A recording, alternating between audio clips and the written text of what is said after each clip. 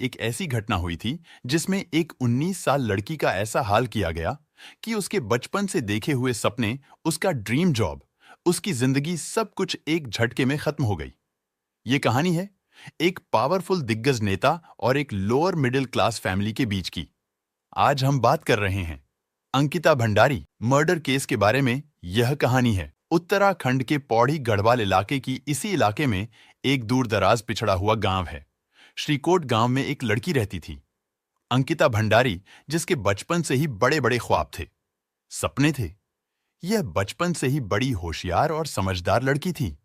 इसका सपना था होटल मैनेजमेंट के फील्ड में काम करना। क्योंकि यह लोअर मिडिल क्लास फैमिली से थी, तो इसलिए इसके पास पढ़ाई का ज्यादा संसाधन नहीं था। अंकिता ने 12th पास कर ली, लेकिन अब यह था कि आगे क्या किया जाए। पर इसका माइंड तो बिल्कुल क्लियर था, होटल मैनेजमेंट का कोर्स करना। इसलिए माँ बाप ने अपने अंकिता को होटल मैनेजमेंट का यह कोर्स कराया।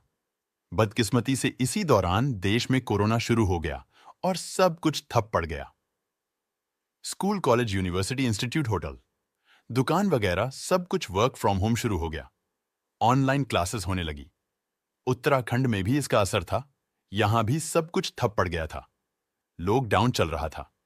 इसी में जैसे तैसे अंकिता ने अपना होटल मैनेजमेंट का कोर्स कंप्लीट किया। 2021-22 तक धीरे धीरे जब कोविड का असर कम होने लगा तो जिंदगी पटरी पर आने लगी। होटल खुलने लगे, स्कूल वगैरह भी शुरू होने लगे।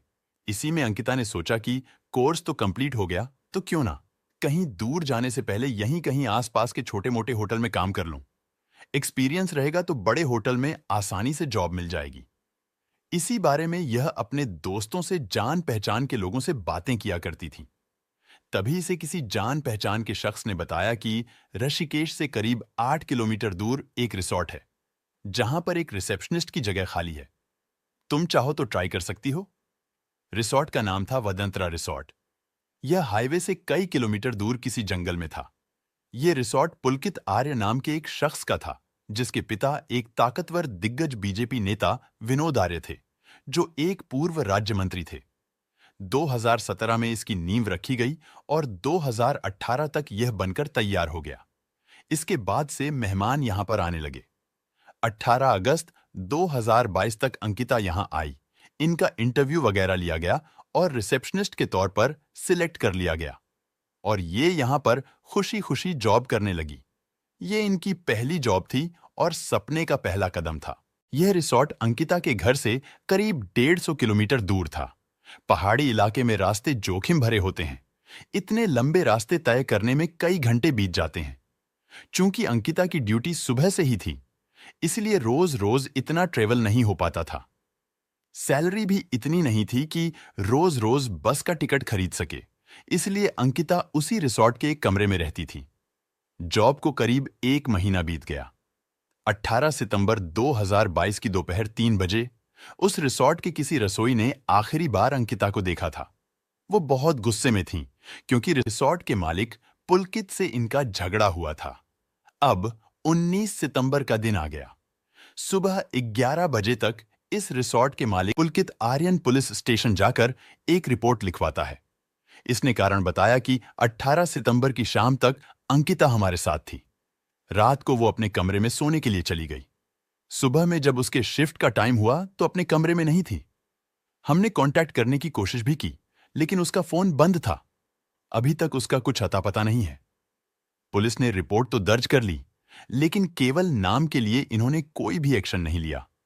19 सितंबर को ही दोपहर के बाद पुलकित अंकिता के मां बाप को कॉल करता है और कहता है कि सुबह से ही अंकिता दिखाई नहीं दे रही है, वह लापता हो गई है। इतना सुनते ही ये मां बाप घबरा गए। इन्हें यकीन ही नहीं हो रहा था कि ऐसा कुछ हो गया। वैसे उत्तराखंड में ऐसे ऐसे पिछड़े गांव हैं जहां पर रोड तक नहीं है। इन्हें कई किलोमीटर चलकर पहाड़ उतरकर रोड पर आना पड़ता है, और तो और यहां पर बस की टाइमिंग भी फिक्स होती है। मुश्किल से 1 या 2 बस दिन भर में आती है। अगर एक बस छूट गई तो अगले दिन तक का इंतजार करना पड़ता था। ऐसे ही चलकर नहीं जा सकते हैं, क्योंकि रास्ते में जंगली जानवर घूमते हैं। 20 सितंबर को मां बाप उसे वाडनतारा रिसॉर्ट में आते हैं। पुलकित इन्हें सारी बात बताता है कि उस दिन ऐसे ऐसे हुआ था। अंकिता का एक करीबी दोस्त था, पुष्प जिससे अक्सर अंकिता अपनी सारी बातें शेयर किया करती थी। 14-15 तारीख को पुष्प उसे रिसॉर्ट में रुका हुआ था और 16 सितंबर को वो अपने घर जम्मू चला गया। 18 सितंबर की शाम से इसका भी फोन अंकिता पर नहीं लग रहा था। तो इसीलिए जब इसे पता चला कि अंकिता के माता-पिता उसे रिसॉर्ट में अंकिता को ढूंढने के लिए आए हैं, तो इसने पिता से फोन पर बात किया। इसने कहा कि 18 सितंबर की दोपहर को अंकिता ने इससे बातचीत की थी। वो बहुत गुस्से में थी और रो रही थी। उसे दिन की सारी चैटिंग और वॉइस मैसेज पिता को भेज दिए। इसके बाद 20 सितंबर को ही अंकिता के मां-बाप और भाई उस पुलिस स्टेशन में गए जहां पर पुलकित 18 सितंबर को गया था। पिता ने पुलिस वाले से कहा कि मेरी बेटी 18 सितंबर की शाम से लापता है। दोपहर को उससे आखिरी बार एक दोस्त ने बात की थी। उसे समय वह गुस्से में थी क्योंकि पुलकित से उसका झगड़ा हुआ था। हमें शक है कि पुलकित ने ही कुछ किया है। आप जल्दी से एक्शन लीजिए और मेरी बेटी को खोजिए। क्योंकि यह रिपोर्ट एक ताकतवर नेता विनोद आर्य के बेटे पुलकित आर्य की थी, इसलिए पुलिस मामले को टरका रही थी, परिवार को समझा रही थी। अंकिता का परिवार पुलिस स्टेशन के कंपाउंड में खड़ा था। पुलिस रिपोर्ट नहीं लिख रही थी। थोड़ा बहुत हंगामा हुआ तो कुछ आसपास के लोग भी इकट्ठा हुए। तभी विनोद आर्य उस पुलिस स्टेशन में आए। इनके आते ही पुलिस वाले अपनी कुर्सी देने लगे हैं, स्पेशल चाय मंगवाने लगे, आदर सत्कार करने लगे। इस तरफ अंकिता के मां बाप और भाई खड़े थे। इनकी बेटी 2 दिनों से लापता है। यह परेशान होकर पुलिस स्टेशन में आए हैं। इनसे पानी तक नहीं पूछा गया। यह सब लोकल लोगों के सामने हो रहा था। लोगों को यह देखकर बहुत गुस्सा आया। यहीं किसी जानकर ने कहा कि आप डीएम के पास जाइए। अंकिता के मां बाप डीएम के पास जाकर सारी कहानी बताते हैं कि बेटी 2 दिनों से लापता है। पुलिस के पास गए तो वह रिपोर्ट नहीं लिख रही है। हमें विनोद आर्य के बेटे पुलकित आर्य पर शक है कि उसने ही कुछ किया है।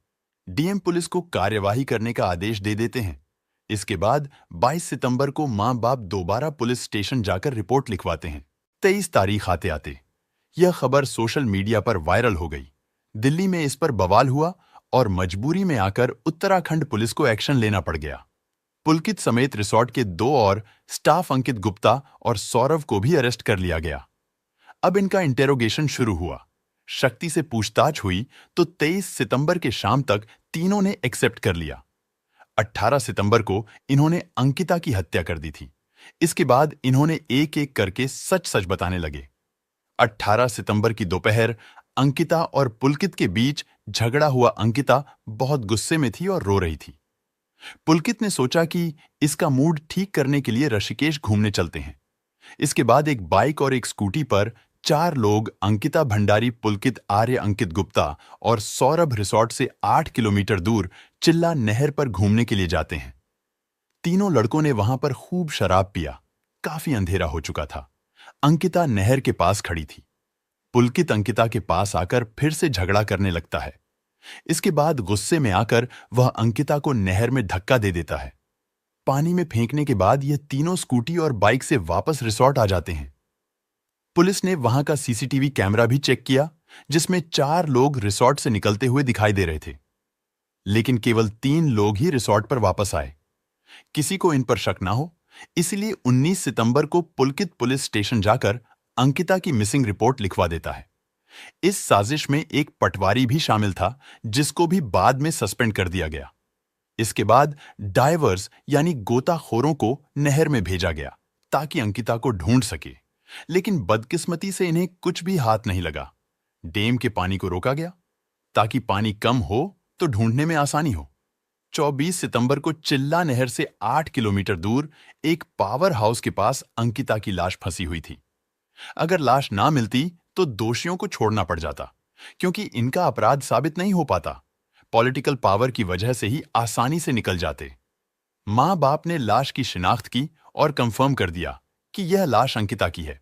जम्मू के दोस्त पुष्पा ने पिता को जो वॉइस मैसेज और चैट्स भेजे थे, उसमें अंकिता बोल रही थी कि यह लोग मुझे समझते हैं कि मैं उस टाइप की लड़की हूं। मुझे यह मेहमानों के कमरे में जाकर उनके साथ सोने की बात कर रहे हैं।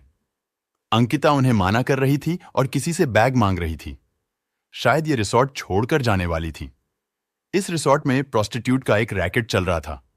कहीं यह बात अंकिता किसी को बता ना दे, इसलिए इन तीनों ने मिलकर उसको मारने का प्लान बनाया था और उसकी हत्या भी कर दी थी।